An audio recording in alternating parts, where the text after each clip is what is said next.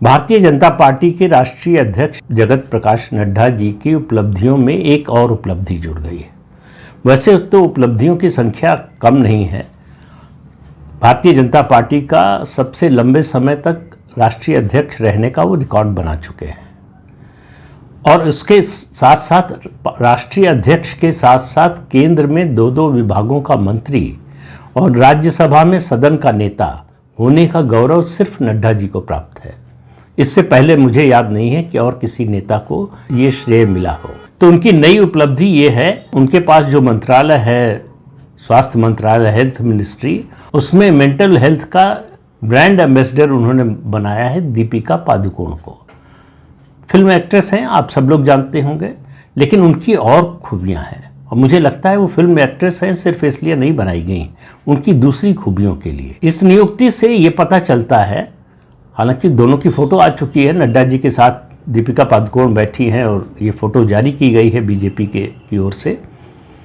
उससे पता चलता है कि भारतीय जनता पार्टी के राष्ट्रीय अध्यक्ष, और बल्कि कहें पार्टी ही, केवल राष्ट्रीय अध्यक्ष को दोष क्यों दें, ऐसे लोगों की तलाश है। एक खोजी दस्ता बनाया गया है कि खोज कर ऐसे लोगों को निकालो जो भारतीय जनता पार्टी को, राष्ट्रीय स्वयंसेवक संघ को, उसकी विचारधारा को गाली देते हों, जो विचारधारा के ही विरोध में नहीं हों बल्कि देश के विरोध तक जाने के लिए तैयार हों। ऐसे लोगों को खोज कर निकालो और ऐसे लोग अगर पार्टी से जुड़ने को तैयार हो जाएं तो इससे बड़ी उपलब्धि जो है वो कुछ हो नहीं सकती है पार्टी के लिए।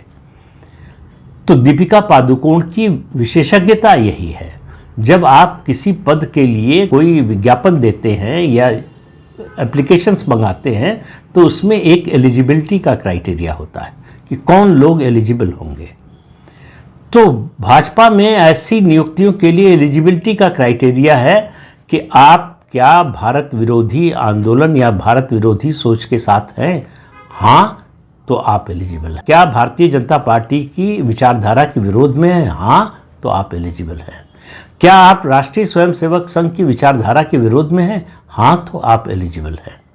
तो ऐसे एलिजिबल लोगों को तलाश रही है भारतीय जनता पार्टी, और पार्टी के अंदर ऐसा नहीं कि ऐसे लोगों की कमी है, ऐसे लोगों की बाढ़ आती जा रही। जो पुराने लोग हैं उनको समझ में नहीं आ रहा है कि कब वो समय आ जाएगा जब वो माइनॉरिटी में हो जाएंगे।